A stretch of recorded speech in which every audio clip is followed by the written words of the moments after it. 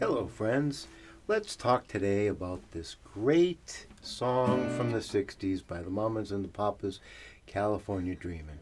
Of course a classic, and let's talk first about the verse, the chorus, and then we'll get into that iconic introduction, which of course there's millions of ways to play it, and actually if you listen to the recording you will hear the basic riff that's being played, and then there's actually two guitars, and who knows what they're doing in the recording studio to make those sounds just a little bit more interesting. And so before we begin, friends, if you would please subscribe to the channel, just so I know that this information is getting out and finding a good home out there. And as I said before, I'm enjoying this greatly and hope to share a lot more with you.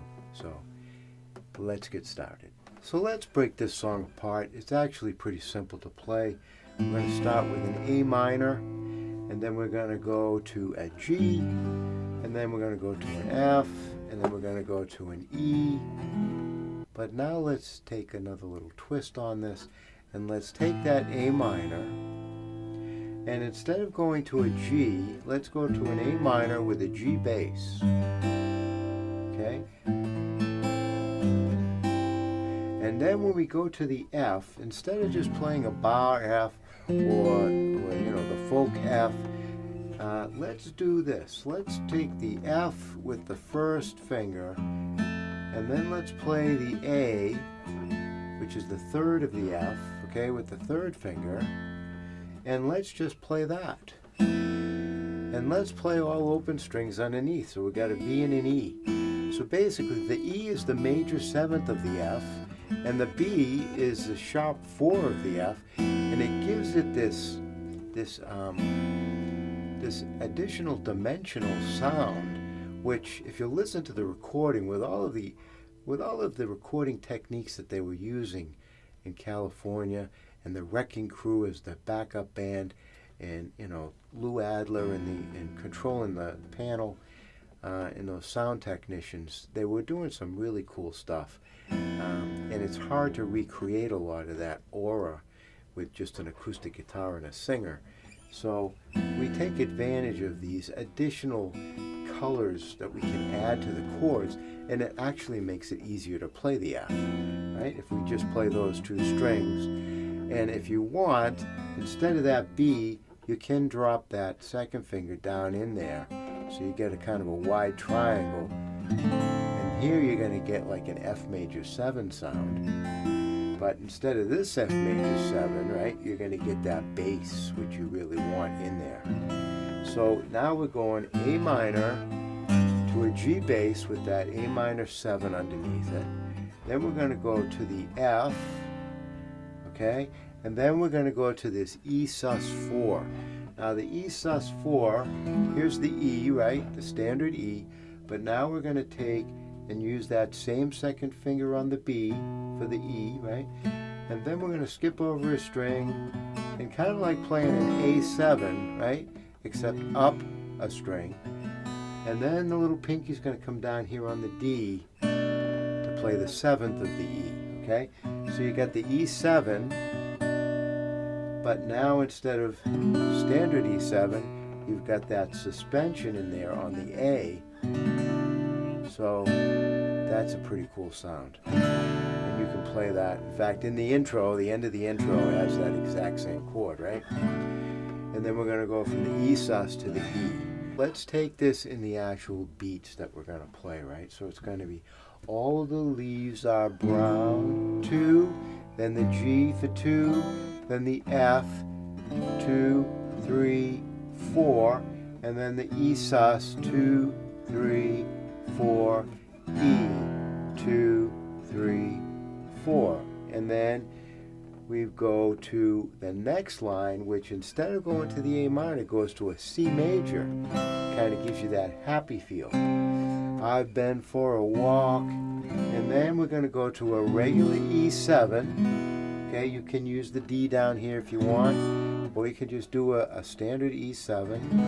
And then A minor, and then back to the F again, that we did before. And again, I like to use the open F or even with the B in there to give it that open, that additional dimensional sound. And then the E sus, and then the E. Okay, so, and then we're back to the A minor, the G, the F, the E sus, E. And then again, A minor, G, F, E, and that's the whole verse. So we've basically got 4 measure lines for the verse, and there's 4 measure lines. So the first line is going to be the A minor for 2, A minor with the G bass for 2, F for 4, and then the E sus for 4, 3, 4, 1, 2, 3, 4. Then we're going to go to the C for 2, it goes with the E7 for 2, the A minor for 2, the F for 2, and then we're back to the E sus for 4, and the E7 for 4. And then we're just back to the A minor again. 1, 2, the G for 2, the F for 4, 3, 4, and the E sus for 4, 3, 4, and the E7 for 4. And then the last line, 1, 2, 3, 4, again with the F, 3, 4, the E sus for 4, 3, 4, and the E for 4. And then we're into the second verse. Now when you get to the end of the verse, if you wanted, you could put a little bass run in there to kind of connect the 2 verses together. So something like this. California dreaming on such a winter's day. 3, 4, 1, and 2, and 3, and 4, and back to the A minor. And so singing would be something like this. On such a winter's day, dropped into a church. Okay, so that would be coming in on the and right after the beat 1 on that E. So 1 and 2, then stopped into 2, down 2, and stopped into and the stopped into comes on beat 3. So it's 1 and 2 and stopped into a church. Something you could try or add, and or any kind of little bass run that kind of connects the verses, just to keep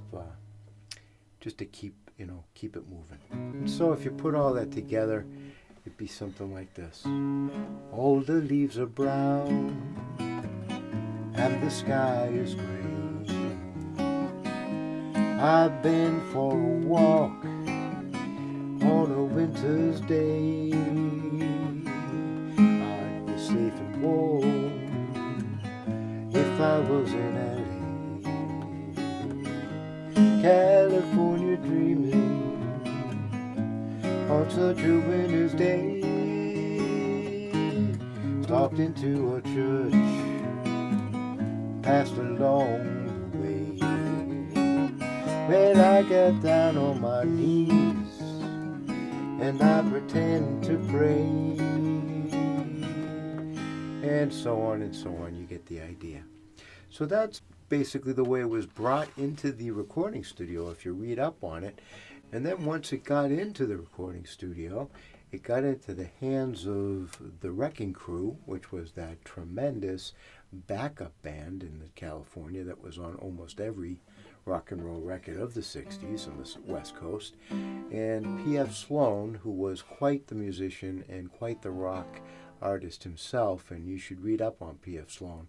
He's the guy who actually is credited with that iconic introduction to this song.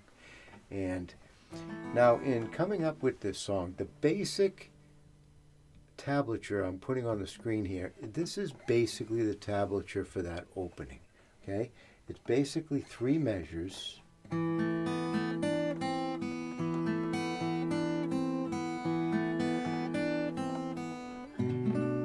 then you've got the E sus chord, right? So that's one way that you could do your intro and just play that. If you listen closely to the recording, you will hear this played 3 times. And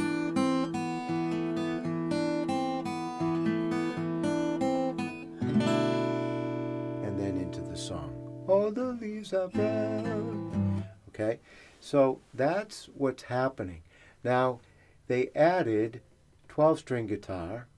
They added effects, things like this, to make it sound fuller than it was, right? So now, in trying to come up with something for solo guitar, here's what I've come up with, and you can take a look at this. The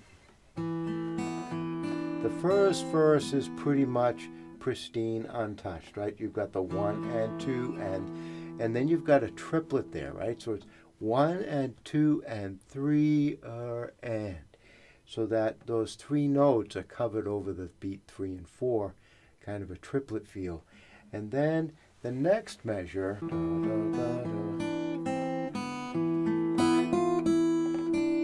okay, now that part is that 12-string guitar coming in. So I've kind of incorporated that into this tablature. And you can pick or choose some of those notes on that tab, because I try to get that key upper melody there. Okay, and then the last measure is interesting because there's several ways of playing this. And well, here's one way, right? Because that top part, that 12-string part, is basically doing this. Da, da, da, da, da, da, into here. But the other part is still playing that original. So they're basically playing, the 2 parts are playing together. So there's a couple of ways you can kind of simulate this. Here's one way, right?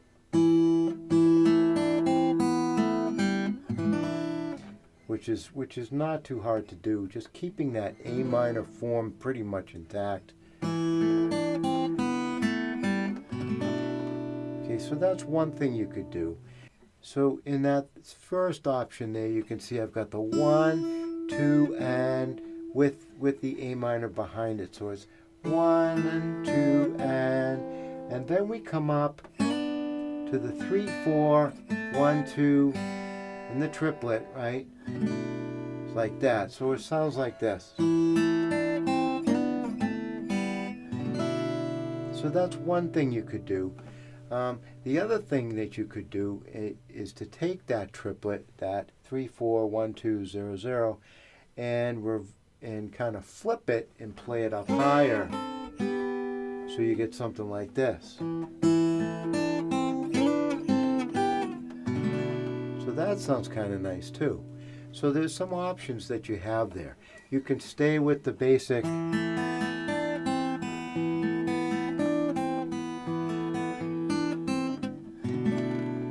then you can go into it. Or you can do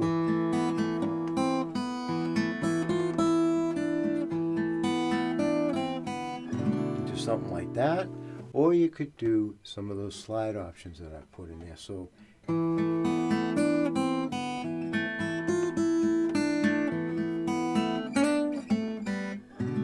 something like that, a little smoother maybe, and then you could also try this one.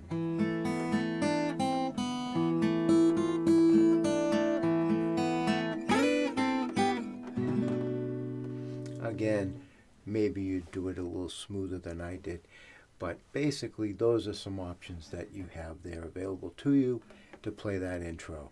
You know, solo gig, you're up there all by yourself, you want to get some kind of sound going and kind of simulate the iconic sound, and I think one of those 3 options serves the purpose. And so friends, I hope that helps you out.